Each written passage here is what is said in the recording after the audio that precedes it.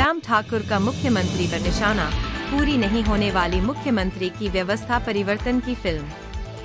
प्रदेश में जल्द बदलने वाली है सरकार की व्यवस्था, मुख्यमंत्री को अगल बगल के नेताओं पर ज्यादा ध्यान देने की जरूरत। शिमला में मीडिया से बातचीत में जयराम ठाकुर ने मुख्यमंत्री पर एक के बाद एक जवाबी हमले किए।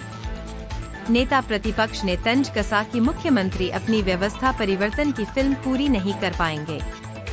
प्रदेश में चुनाव के बाद व्यवस्था बदलने वाली है।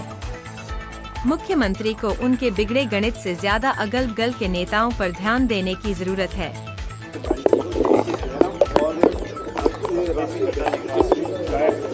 ऐसा है कि वो पता नहीं क्यों ढूंढना चाह रहे हैं उन सारी चीज़ों को लेकर। मैं इतना ही कह रहा हूं कि हमारा पोस्टर हो, हमारा फोटो पोस्टर में हो चाहे ना हो, वो कोई महत्व का विषय। हम चुनाव बहुत गंभीरता के साथ लड़ रहे हैं चारों सीटों में, और कांग्रेस पार्टी चारों सीटों पर हारेगी, मंडी में भी हारेगी। मेरा फोटो हो चाहे ना हो, लेकिन उसके बावजूद हमारे मंडी की प्रत्याशी कंगना रनावत जीतेगी। और हाँ जी, मैं देखो, हम तो इस बात को लेकर के पहले ही कहे हुए हैं, लेकिन मैं इतना ही कहना चाह रहा हूँ कि कांगड़ा लोकसभा सीट में एक ऐसे नेता को, जो वरिष्ठ नेता कांग्रेस पार्टी को, उनको इस तरह से ऐसे पल में जो है ला करके खड़ा कर दिया वो संकट में। और उस संकट में मुझे लग रहा है कि मुझे दिख नहीं रहा कि वो उनकी मदद कर रहे हैं, कि उनको जलील करने के लिए, उनको परेशान करने के लिए ये चुनाव लड़ा रहे हैं।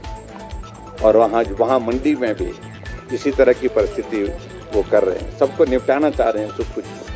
और उसमें आने वाले समय में कौन निपटता है मालूम पड़ेगा।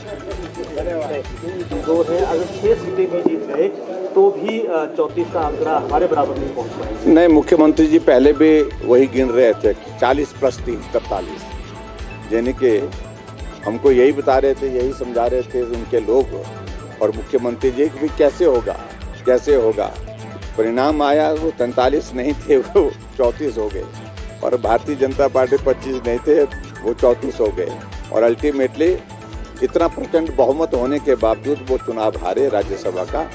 और इसलिए आंकड़े के हिसाब से मुझे लगता है कि जो वस्तु स्थिति है उनको थोड़ा अपना आकलन करना चाहिए। मेरा हिसाब ठीक है या नहीं है, इस पे ज़्यादा मत जाइए।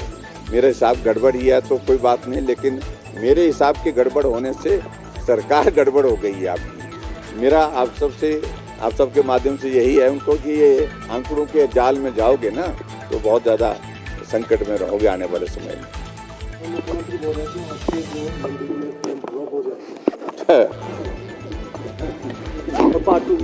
ऐसा है कि मुख्यमंत्री जी मुद्दों पर चुनाव लड़े और अच्छा रहता है, लेकिन अब फिल्म का जिक्र करना चाहेंगे तो मैं तो ये कहूँगा, मैं ही उनके अंदाज में अगर मैं कहूँ, हम हिमाचल प्रदेश में मुख्यमंत्री बने 5 साल तक पूरा दम के साथ हमने सरकार चलाई, बहुत बेहतर काम करने की कोशिश की। आज भी उन योजनाओं को लोग याद करते हैं, स्मरण करते हैं। लेकिन 15-16 महीने की सरकार हिमाचल प्रदेश में एक भी योजना जमीन पर अभी तक लागू नहीं हो पाई।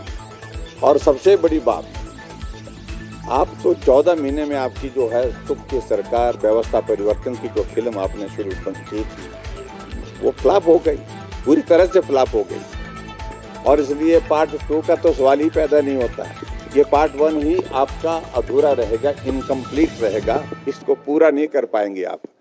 और मैं एक बात जरूर कहना चाहता हूँ मुख्यमंत्री जी, आप क्यों अपना इतना सारा एनर्जी अपने व्यक्त कर रहे हैं हमको बोल करके। आपके बारे में फैसला हो चुका है कांग्रेस पार्टी में कि व्यवस्था चुनाव तक है लोकसभा के, उसके बाद व्यवस्था बदलेगी। और जो अगल बगल में आपके हैं, हम तो सामने ही आपके लोकसभा के चुनाव में हो चाहे कोई चुनाव हो, हम तो विपक्ष के नेता हैं, विपक्ष का नेता तो सामने ही होगा। लेकिन जो अगल बगल उनके चेहरे भी थोड़ा देखते रहिए कि वो इशारे क्या कर रहे हैं और आपके साथ खड़े होकर के क्या बोल रहे हैं। मैं सिर्फ इतना ही कहना चाह रहा हूँ, देखना कि बहुत जल्दी कुछ और होने वाला है कांग्रेस के अंदर, और जो अगल बगल में खड़े हैं वो कहीं और जगह खड़े हुए हो दिखिए।